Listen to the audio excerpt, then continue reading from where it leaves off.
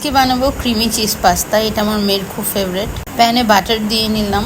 Butter গলে আসলে আমি চিকন করে কাটা রসুন দিয়ে দিব। রসুনগুলো আমি ভালো করে ভেজে নেব। আমি চিকেন ব্রেস্ট পিসের কিমা করে রেখেছি। বেশি করে কিমা করে সবসময় ফ্রিজে রাখি। চিকেন কিমা আর মাশরুম কুচি, নুডলস, পাস্তা এইসব খান, চিকেন কিমা করে রাখ, অনেক তাড়াতাড়ি হয়ে যায়। গোলমরিচ গুঁড়ো দিব। এখানে আমি কালো গোলমরিচ ইউজ করেছি। একটু লবণ দিব। এখন আমি 1 কাপের মতো লিকুইড দুধ দিয়ে দিচ্ছি। আমি ডানো মিল্ক পাউডার গুলিয়ে নিয়েছি, ক্রিমি টেক্সচারটা ভালো আসবে। টেবিল চামচ কর্নফ্লাওয়ার গুলিয়ে দিয়ে দিলাম। ফুটে আসলে একদম ঠিক হয়ে ক্রিমি হয়ে যাবে। নাড়াচাড়া করতে থাকতে হবে, না হয় প্যানে লেগে যাবে।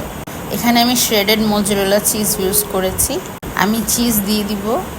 এখানে আমি 2 টেবিল চামচের মতো চিজ ইউজ করেছি।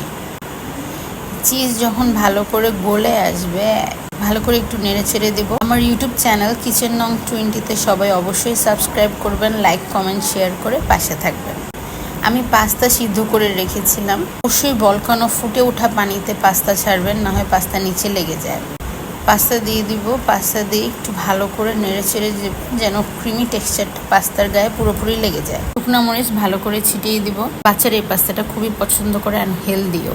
নাস্তা হিসেবে পারফেক্ট। কেমন হয়েছে?